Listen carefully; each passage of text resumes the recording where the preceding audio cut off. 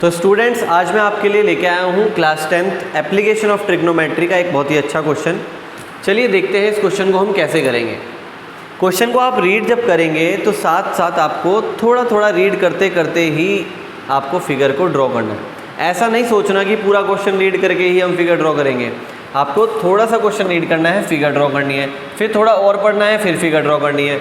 मतलब थोड़ा थोड़ा पढ़ के हम फिगर को ड्रॉ करेंगे, क्योंकि मेन काम इस चैप्टर में यही है कि फिगर को कैसे ड्रॉ करना है। तो स्टूडेंट्स, इस क्वेश्चन को तो आपको समझना ही है। लास्ट में मैंने आपके लिए एक क्वेश्चन रखा है सेम इसी क्वेश्चन के ऊपर बेस्ड। पहले आप इस क्वेश्चन को अच्छे से समझेंगे, फिर आपको उस क्वेश्चन का आंसर कमेंट बॉक्स में करना है।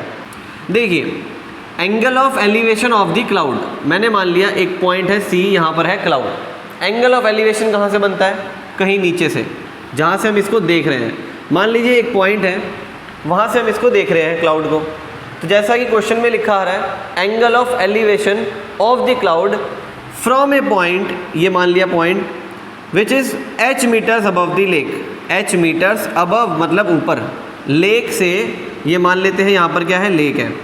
लेक का ये सरफेस है, तो लेक के सरफेस से h मीटर्स ऊपर जो पॉइंट है, वहाँ से यहाँ से जो है ये बन रहा है एंगल ऑफ एलिवेशन।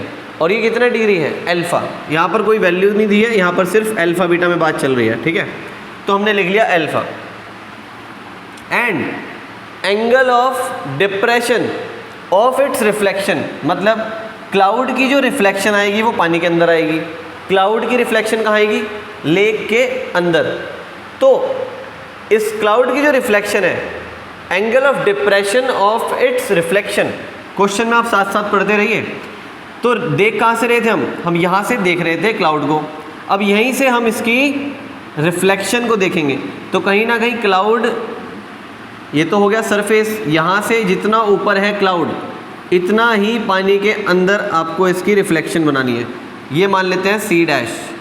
कुछ और भी लिख सकते हैं, आपको सी डैश मैंने इसलिए लिख लिया क्योंकि क्लाउड की रिफ्लेक्शन पानी में है, इसलिए उसको सी डैश नाम दे दिया। अब एक बात आपको देखनी है, ये अगर h डिस्टेंस है तो सामने आप h यहाँ पर भी लिख सकते हैं। ये बात आपको हमेशा इस चैप्टर में ध्यान रखनी है, सामने की डिस्टेंस बिल्कुल सेम रखनी है हमेशा। इन्होंने बोला था क्लाउड की जो रिफ्लेक्शन है उसका एंगल ऑफ डिप्रेशन बीटा दिया हुआ है। डिप्रेशन एंगल भी यहीं से बनेगा जहाँ से हम देख रहे थे। अब डिप्रेशन एंगल बनाने के लिए भी हॉरिजॉन्टल लाइन से ही एंगल बनता है, ठीक है। फिगर लगभग कंप्लीट हो चुकी है, लेकिन हमें कुछ मेंशन करनी है चीज़ें। जैसे ये डिस्टेंस को मैं मान लेता हूँ x, ये हो गया h, क्लियर है। यहाँ पर कुछ नाम दे देते हैं a b c, इसको लिख दिया हमने। यहाँ पर लिख देते हैं d और यहाँ पर लिख देते हैं e, नीचे c डैश हमने मेंशन कर ही दिया था।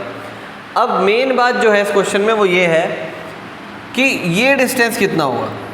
अब ध्यान से सुनिए, जैसा प्लेन मिरर की प्रॉपर्टी होती है, प्लेन मिरर की प्रॉपर्टी, वैसे ही हम वाटर को भी ट्रीट करते हैं। इसका मतलब पानी के लेवल से जितना ऊपर है क्लाउड, पानी के लेवल से जितना ऊपर है उतना ही पानी के लेवल के नीचे होगा।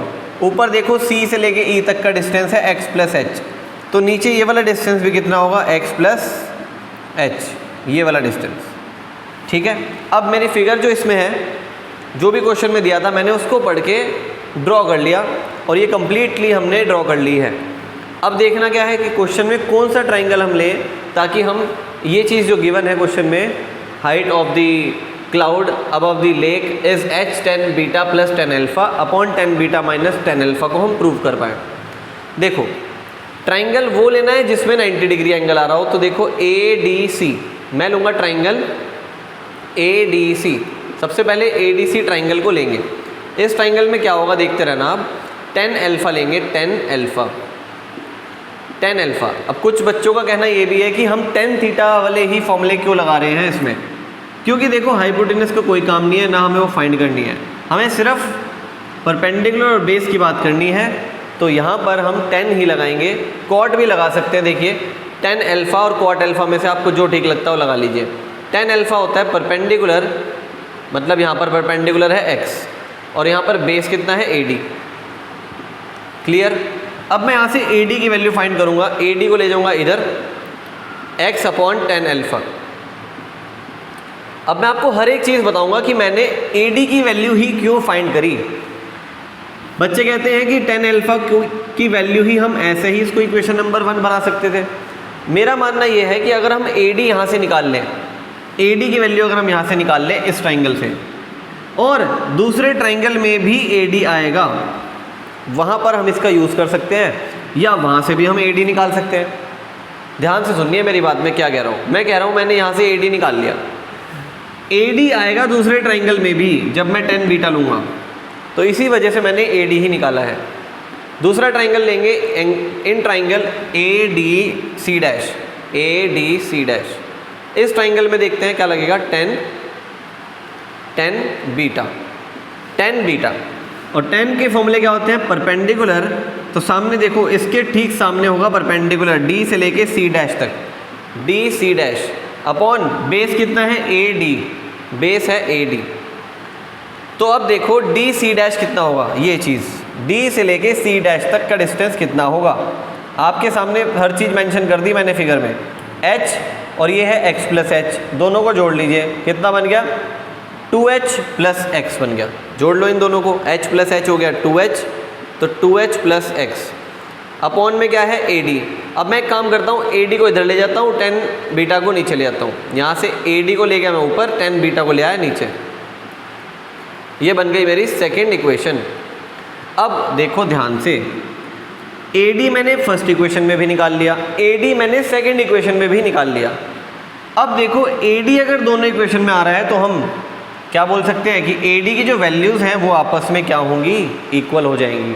मेरी बात ध्यान से सुनो, AD is equal to this और AD equal to 2h plus x upon 10 beta, मतलब दोनों इक्वेशन में हम देख रहे हैं कि AD इसके भी इक्वल है और AD इसके भी इक्वल है। दैट मीन्स ये दोनों आपस में भी क्या हो जाएंगे, इक्वल हो जाएंगे। या ऐसा भी समझ सकते हैं, दोनों इक्वेशन के LHS इक्वल हैं तो RHS भी इक्वल माने जाते हैं। तो फ्रॉम इक्वेशन 1 एंड 2 हम लिख सकते हैं x upon 10 alpha is equal to 2h plus x upon 10 beta. कुछ भी ऐसा भारी नहीं है, अब आपको सिर्फ क्रॉस मल्टीप्लाई करानी है। तो यहाँ पर क्या बन जाएगा, x 10 बीटा, ये बन गया इधर जाके x 10 बीटा और ये इधर चला जाएगा, मतलब 2h प्लस एक्स के साथ मल्टीप्लाई में चला जाएगा 10 अल्फ़ा। क्लियर हो गई चीज़, ये इधर मल्टीप्लाई हो गया और ये इधर।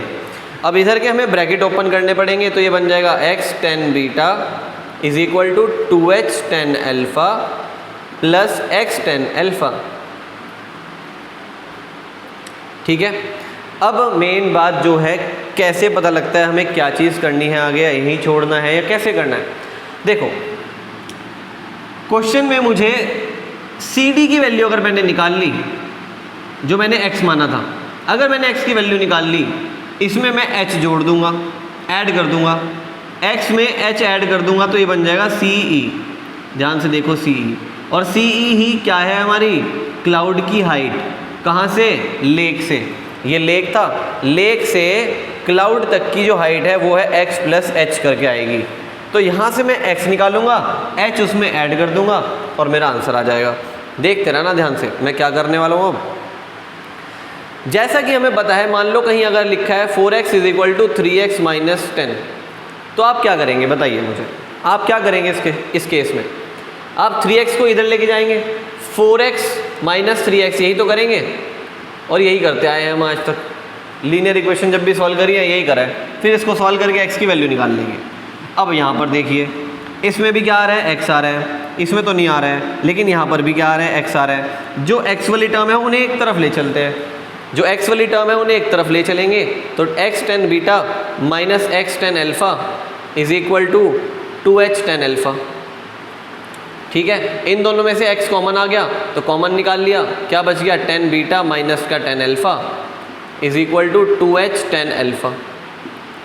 ठीक है ना, x की वैल्यू निकालनी है तो ये कहाँ चला जाएगा, ये जाएगा डिवाइड में, तो 2h 10 अल्फ़ा डिवाइड में कौन चला जाएगा, ये पूरा ब्रैकेट कहाँ चला जाएगा, डिवाइड में, तो ये बनेगा 10 बीटा माइनस का 10 अल्फ़ा। ये आ गई किसकी वैल्यू, x की वैल्यू। मैंने कहा था हम पहले x की वैल्यू निकाल लेंगे, फिर उसमें h को ऐड कर लेंगे। तो हमें बताना है हाइट ऑफ द क्लाउड, क्या बताना है, हाइट ऑफ द क्लाउड, जो यहाँ पर C से लेके E तक है, CE है। तो सी ई निकालने के लिए एक्स प्लस एच करना पड़ेगा। देख लीजिए एक्स प्लस एच करना पड़ेगा। तो एक्स की वैल्यू तो हमने निकाल ली है 2h tan alpha upon 10 beta minus 10 alpha. साथ में हमने इसमें h जोड़ दिया, h को ऐड कर देंगे। चलिए देख लीजिए कैसे ऐड करेंगे, एलसीएम लेंगे हम इसमें। तो आएगा 10 बीटा माइनस का 10 अल्फ़ा, यहाँ पर सेम आएगा। क्यों? क्योंकि जब डिनोमिनेटर सेम है, देखो 10 बीटा माइनस 10 अल्फ़ा यहाँ पर भी सेम है, तो न्यूमरेटर भी सेम ही आएगा। अब इसकी मल्टीप्लाई h से करेंगे तो ये कितना हो जाएगा, ध्यान से देखिए, h से मल्टीप्लाई करेंगे इस पूरे ब्रैकेट की, तो ये हो जाएगा h tan बीटा माइनस का h tan अल्फ़ा। अब ध्यान से देखो 2h tan alpha minus h tan alpha कितना बचेगा, h tan अल्फ़ा, यही तो बचेगा। ध्यान से देखिए 2h tan alpha minus h tan alpha बचेगा क्या, 1h tan अल्फ़ा, मतलब h tan अल्फ़ा लिखते हैं उसको, ठीक है।